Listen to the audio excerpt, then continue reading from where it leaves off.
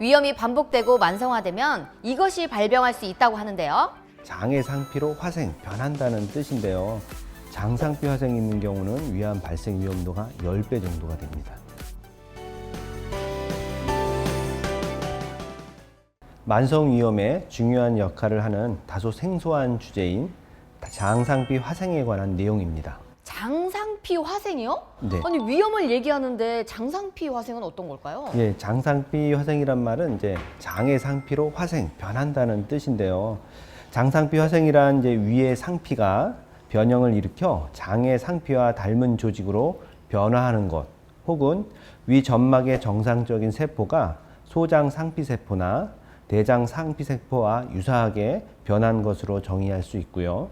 위 점막의 상피세포가 소장의 상피 형태로 파생하면서 원래의 위 상피에는 존재하지 않았던 세포인 술잔 세포 등이 상피에 포함되는 상태를 말합니다. 이 세포는 어떤 뜻일까요? 술잔 세포는 이제 호흡기 기도나 장의 점막 상피에 존재하는데 거기서 이제 점액을 분비하는 세포고요.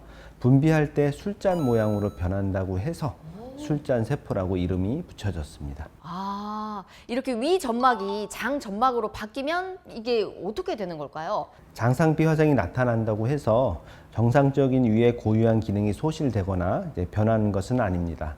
다만 장상피 화생은 헬리코박터에 의한 만성 염증과 관련이 있고 그로 인하여 위암의 발생 위험도를 높인다는 데 문제가 있습니다.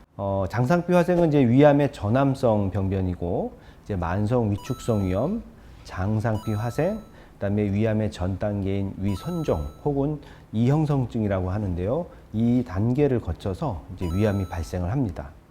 위축성 위염과 장상피 화생은 위암 발생의 위험을 높이는 독립 요인으로 위축성 위염이 있는 경우는 위암 발생 위험도가 6배, 장상피 화생이 있는 경우는 위암 발생 위험도가 10배 정도가 됩니다. 두 번째, 세 번째가 이제 장상피 화생을 보여주는 내시경 사진인데요. 이런 게 이제 전형적인 장상피 화생의 내시경 소견이 됩니다. 그렇다면 이 장상피 화생은 어떤 특징이 있을까요? 뭐 속쓰림 같은 증상으로 저희가 알 수 있을까요? 일반적으로 특별한 증상을 유발하지 않습니다.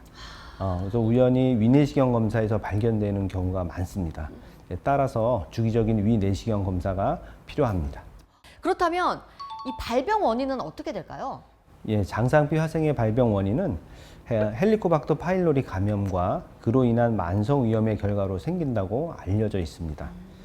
만성 위염의 초기에는 점막의 표층과 분비샘의 염증이 국한되지만 염증이 진행하면서 분비샘의 구조가 더욱 파괴되고요.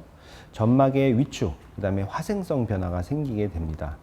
일반적으로 헬리코박터 감염증 환자가 모두 치료받아야 할 필요는 없습니다. 대한소화기학회의 가이드라인에 따르면은 모든 이제 위궤양 환자나 십이지향 궤양 환자, 조기 위암 환자, 그다음에 말트 림프종을 가진 환자는 반드시 치료를 하라고 되어 있고요.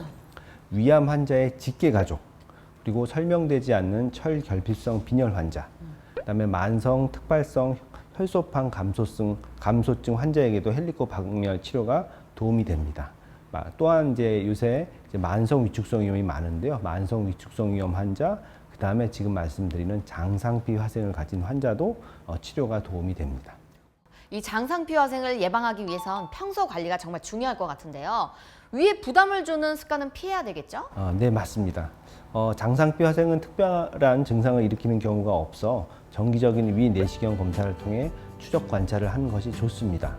장상피 화생의 원인은 헬리코박터 감염증이므로 헬리코박터균의 최대한 노출을 줄이는 것이 도움이 됩니다.